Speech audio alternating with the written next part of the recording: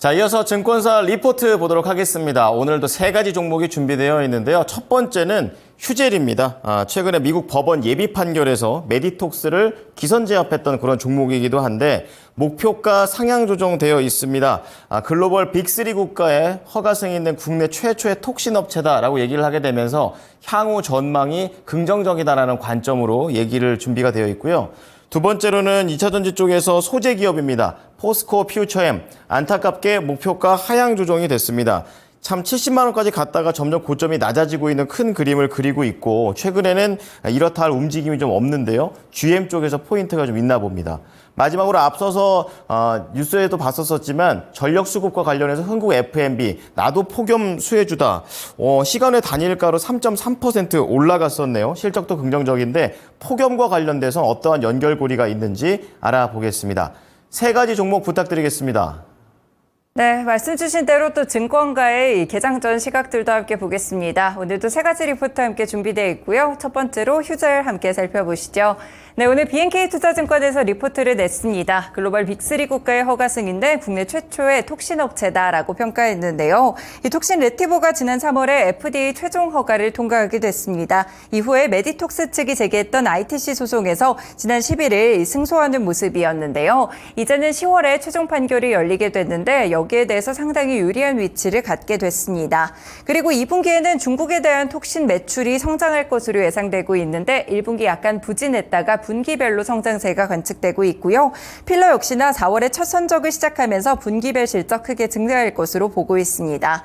지난해 연간 소송 비용은 150억 원 수준이었고 올해는 100억 원으로 소폭 축소가 되기도 했었는데 이 개선세가 예상되고요. 통상적으로 예비 판결이 최종 판결에서 바뀌는 경우는 거의 없습니다. 그렇기 때문에 소송적인 리스크를 해소했다는 측면에서 오늘 목표 주가 33만 원까지 상향 조정했습니다. 네, 휴젤 최근에 시총순위도 높이고 있는 기업인데요. 최근에 주가 흐름 보시면 꾸준하게 이 미용 의료기기 쪽으로 우상향하는 차트를 기록했다가 이후에는 이 톡신과 관련된 판결, ITC 판결에 의해서 다시 한번 큰 폭의 상승세를 보이기도 했습니다. 현재 약간 조정 구간에 있지만 앞으로의 모멘텀들 실적 개선까지 함께 보고 있다는 점 체크가 되고 있습니다. 네, 두 번째 종목은 바로 포스코 퓨처엠입니다. 삼성증권 리포트 나와 있는데요. 일단 2분기에 양극재에 대한 실적 하향 조정되고 있습니다. 그렇기 때문에 2분기 전반적으로는 영업이익이 190억 원 정도가 예상되고 있는데요. 현재 하이니켈 양극재 믹스의 개선은 긍정적이지만 N65 물량 감소와 양극재 판가 회복이 상당히 예상보다 더딘 상황입니다. 음극재를 포함해서 에너지 소재 부문의 실적 눈높이가 계속해서 낮아지고 있다는 점 체크가 되고 있고요.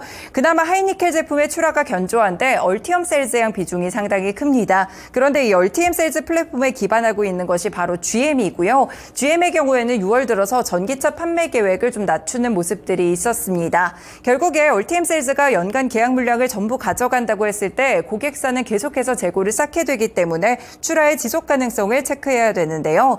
메탈 가격에 의미 있는 랠리라든지 고객사의 물량 확대에 따른 가동률 개선으로 실적 모멘텀이 발현되기 전까지는 여전히 보수적인 입장을 견지한다는 리포트였습니다. 이에 따라서 목표 주가 27만 원까지 하향했고요. 그동안에 또 포스코 퓨처와 함께 차트를 보도록 하겠습니다.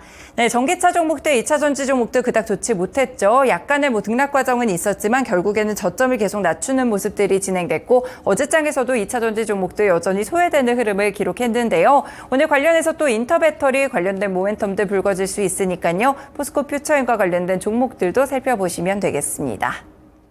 네, 마지막으로는 흥국 F&B 보겠습니다. IBK 투자증권 리포트 오늘장 나와 있는데요. 나도 폭염 수혜 중이다 라는 부분이 체크가 됐습니다.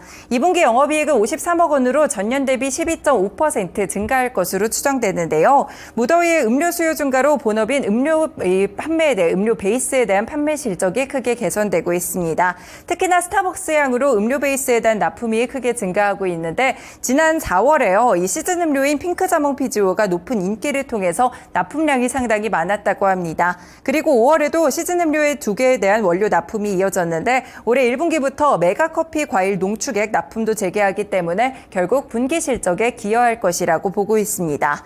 하나 더 볼 것이 자회사의 테일러 팜스인데요. 현재 싱가포르나 필리핀 등 동남아 지역으로 수출량이 20% 이상 증가할 것이라고 보고 있습니다. 어제 이 Q10 재팬에 입점한다는 보도 있었는데 하반기에 일본 쪽으로 판매 유통 경로를 크게 확대한다고 합니다. 3분기도 영업이익이 높아질 것으로 보이는데요. 지난 2018년부터 저칼로리 아이스크림 라라스윗에 대해서 일부 제품의 OEM을 담당하고 있습니다. 그렇기 때문에 향후에 아이스크림 사업에 대한 확대 기대감도 가져볼 수 있겠고요. 다만 목표 주가는 따로 제시하지 않았습니다. 최근에 식품주들 여러 가지 모멘텀으로 묶이면 고공행진하는 모습들을 기록하고 있는데요. 한국 F&B도 계속해서 이렇게 횡보세를 좀 걷다가 최근 들어 주가가 크게 폭발적으로 오르고 있는 상황입니다. 여러 가지 사업적인 내용들이 들어있는 리포트라는 점까지 함께 체크해드렸습니다. 네, 오늘도 이렇게 세 가지 리포트 분석해드렸습니다. 지금까지 모닝 리포트였습니다.